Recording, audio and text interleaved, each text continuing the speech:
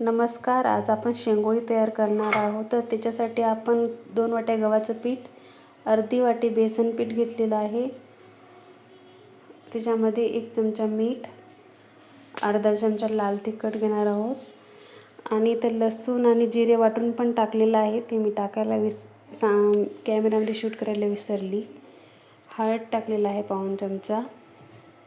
आता हे सगळं मिक्स करून आपण पीठ मळून घेणार आहोत. हे बघा, आपलं आता ते पीठ मळून झालेलं आहे.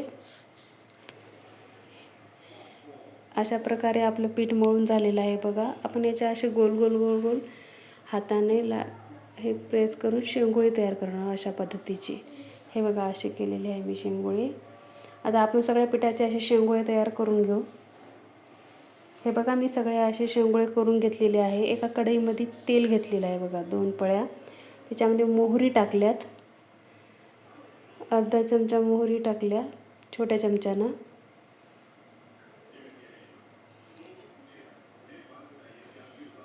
मोहरी तडतडल्या की जिरे टाकून घेणार आहोत अर्धा चमचा छोट्या चमच्यानं.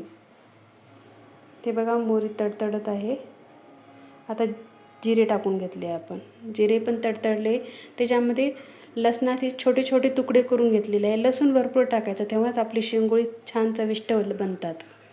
हे बघा, लसूण छान आपल्याला असा ब्राऊन कलरचा तळून घ्यायचा आहे.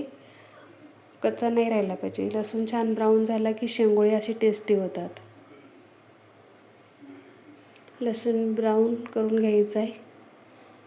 हे बघा, आपला लसूण ब्राऊन झालेला आहे. आपण त्याच्यामध्ये अर्धा चमचा लाल तिखट, पाव चमचा हळद, मीठ आणि गरम पाणी करून टाकलं मी पटकन उकळी येण्यासाठी. हे बघा, उकळी आलेली आहे. आता आपण जे शेंगोळी केलेली आहे ते सगळे सोडून टाकणार आहोत याच्यामध्ये. मीठ पण टाकलं बघा. पाणी आता लागेल तसं टाकून घ्यायचं आहे. आपले शेंगोळे आपण असे रस्सेदार करणार आहोत, म्हणजे खाताना छान लागतात. मराठवाड्याची ही स्पेशल डिश आहे बघा. मराठवाड्यामध्ये संध्याकाळी जेवणासाठी हे शेंगोळे केले जातात. छान शेंगोळे आता आपण शिजवून घेणार आहोत. हे बघा, आपले शेंगोळे शिजतच आलेले आहे. आता आपण गॅस बंद करू आणि गरम गरम शेंगोळे खायला तयार झाले बघा. धन्यवाद.